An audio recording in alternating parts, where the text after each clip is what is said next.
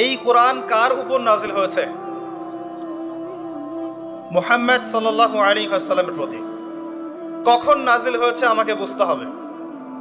একটু বসেন, রিল্যাক্স হন, আমাকে দেখা না গেলে কোনো সমস্যা নেই, আমার কথাগুলো শুনেন। তো নবী সাল্লাল্লাহু আলাইহি ওয়াসাল্লাম যে সময়ে তার উপরে কোরআন নাজিল হয়েছে, এই সময়টা একটু বুঝতে হবে। ওই যুগটাকে বলা হয় কি? আইয়ামে জাহিলিয়াত, মানে কি? অন্ধকারাচ্ছন্ন যুগ। ওই যুগে মৌলিকভাবে অনেক সমস্যা ছিল, কিন্তু মোটা দাগে 5টা সমস্যা ছিল। কয়টা?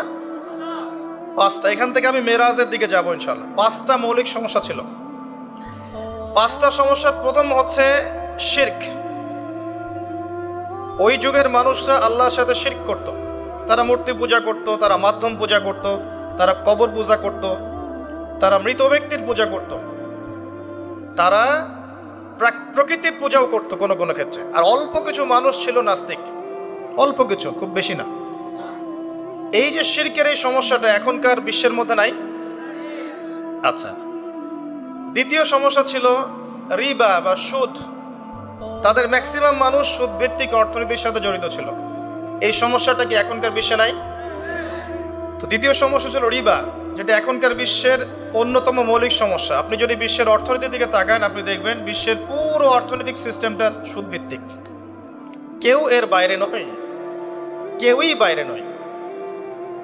আমরা এমন একটা যুগে বাস করছি যেখানে কেউ যদি সুদ থেকে বাইরে থাকতে চায়, যে আমি মোটেই খাবো না, একবারেই খাবো না, টোটালি খাবো না, তারপরেও তার গায়ের মধ্যে সুদের ছিটা ফোটা লাগবে। কথা বুঝতে পারছেন? এটা সেই যুগ। কিভাবে লাগবে সেটা সম্পর্কে জানার জন্য রিবা কেন্দ্রিক যে বইগুলো আছে, আল্লামা তাকি উসমানীর বই আছে, ইনশাআল্লাহ আগামীতে এটার উপর বিস্তারিত আলোচনা আসবে। এগুলো পড়েন এবং শোনেন, ইনশাআল্লাহ কাজে দিবে।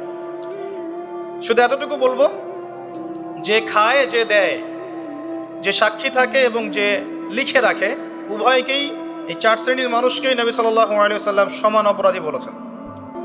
পুরো সিস্টেমটার মধ্যে এগুলো পড়ে যাবে।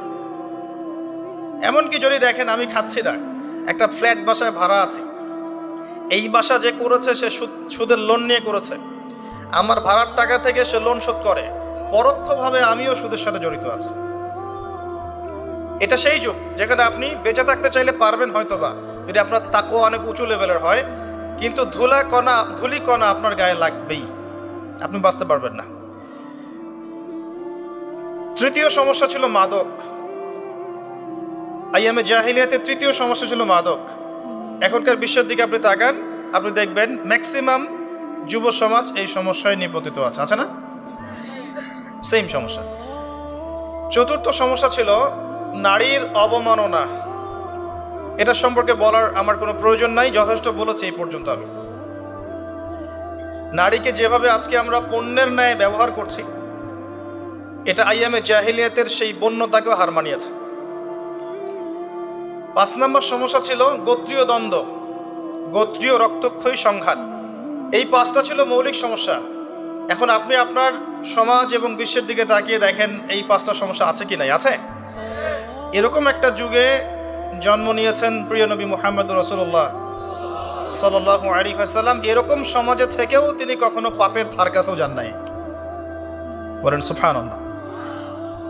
এরকম একটা সমাজে থেকেও যখন তিনি নবী হননি, তখনও পাপের ধার কাছেও তিনি যান নাই। তিনি কখনো শিরক করেননি, কখনো মূর্তি পূজা করেননি, কখনো রিবা খাননি, আর বাকি বিষয়গুলো ধার কাছেও যাননি। বরং তিনি হিলফুল ফুজর তৈরি করেছিলেন, যাতে করে সমাজের এই অসঙ্গতিগুলো দূর করা যায়। এটা তো আপনারা জানেন। এরপর তিনি নবী হলেন 40 বছর বয়সে। প্রথম কোন আয়াত নাজিল হয়েছিল? সূরা আলাকের প্রথম 5 আয়াত আল্লাহ পাক প্রথমে পড়তে বলেছেন, ইকরা বিসমি রাব্বিকাল্লাযী খালাক খালাকাল ইনসানা মিন আলাক ইকরা ওয়া রাব্বুকাল আকরাম আল্লাযী আল্লামা বিল কলম আল্লামাল ইনসান মা লাম ইয়ালাম। এখানে প্রথম কথাটা হচ্ছে পড়ুন। আল্লাহ পাক প্রথমে বললেন না সুদ খেও না, শিরক করো না, মাদক সেবন করো না, জেনার ধার কাছেও যেও না। আল্লাহ পাক এগুলো কিছুই বললেন না। এমনকি আল্লাহ এটাও বললেন না সুবহানাহু ওয়া তাআলা যে নামাজ আদায় করো, যাকাত দাও, রমজান মাসে সাওম রাখো। আল্লাহ পাক কি বললেন? পড়ুন। আপনার জীবনের প্রথম ফরজ হচ্ছে পড়াশোনা করা। আমাদের জীবনের প্রথম ফরজ হচ্ছে পড়াশোনা করা। যে যত বেশি কনস্ট্রাকটিভ সিলেবাসে পড়াশোনা করবে তার অন্তর্দৃষ্টি তত বেশি সুদূর প্রসারী হবে ইনশাআল্লাহ তাআলা, এবং তার আমল আরো সুন্দর হবে, তার ব্যবহার সুন্দর হবে, চরিত্র সুন্দর হবে, তার মনুষ্যত্ব ভালো হবে, তার দ্বারা সমাজ, দেশ, রাষ্ট্র, উম্মাহ ভালো কিছু পাবে ইনশাআল্লাহ। অশিক্ষিত মূর্খ জনগণকে দিয়ে রাষ্ট্রের কোনো কাজ নাই, আছে? তবে শিক্ষাটা হতে হবে এমন জ্ঞান, ইকরা বিসমি রাব্বিকাল্লাযী খালাক, পড়ুন আপনার সেই রবের নামে যিনি আপনাকে সৃষ্টি করেছেন। যে জ্ঞান আপনাকে আপনার স্রষ্টা, ওদের ভাষা ব্যবহার করে বলছি, আপনার ইলাহ আল্লাহর দিকে নিয়ে যাবে, সেটাই প্রকৃত জ্ঞান। যে জ্ঞানটা আপনাকে আল্লাহ থেকে দূরে সরাচ্ছে দিন দিন, এটা জ্ঞান নয়, এটা জাহেলিয়াত। আমি কি বুঝাতে পারছি? এবার আপনি চিন্তা করে দেখেন যে আপনার জ্ঞানটা আপনাকে কি আল্লাহর দিকে নিয়ে যাচ্ছে নাকি আল্লাহ থেকে দূরে সরাচ্ছে। এরপরে আপনি চিন্তা করবেন আপনি প্রকৃত জ্ঞানী কিনা। কেউ যদি অক্সফোর্ড, কেমব্রিজ, হার্ভার্ড থেকে পাশ করে আসে, এসে বলে যে পর্দা এটা সেকেলে প্রথা, ওই যুগে চলতো, এই যুগে চলে না, এই ব্যক্তিকে আমরা জ্ঞানী বলতে পারি না।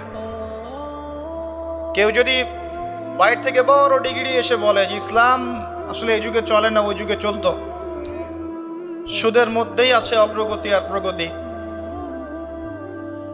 ফ্রি মিক্সিং ভালো জিনিস, ছেলে মেয়ে একসাথে পথ চলবে, খারাপ কিছু না, মাদকদ্রব্য খাওয়াই যায়, মানুষ মাদকদ্রব্য খেলে ভালো কাজ করার উৎসাহ পাবে, এরকম কথাবার্তা যদি কেউ বলে, বা আল্লাহর হালালগুলোকে হারাম করে দেয়, হারামগুলোকে হালাল করে নেয়, এই ব্যক্তি বা এই সম্প্রদায়কে আমরা জ্ঞানী বলতে পারি না। কারণ তাদের জ্ঞান তাদেরকে আল্লাহ থেকে দূরে সরিয়ে দিয়েছে। ইকরা বিসমি রাব্বিকাল্লাযী খালাক, পড়ুন আপনার সেই রবের নামে যিনি আপনাকে সৃষ্টি করেছেন। খালাকাল ইনসানা মিন আলাক, যিনি মানুষকে সৃষ্টি করেছেন জমাট বাঁধা রক্তপিণ্ড থেকে। ইকরা ওয়া রাব্বুকাল আকরাম, পড়ুন আপনার রব মহামান্বিত। আল্লাযী আল্লামা বিল কলম, যিনি আপনাকে কলম দ্বারা জ্ঞান শিক্ষা দিয়েছেন। মানুষ জ্ঞান অর্জন করতে পারেনি প্রথমে, আল্লাহ মানুষকে জ্ঞান শিখিয়েছেন।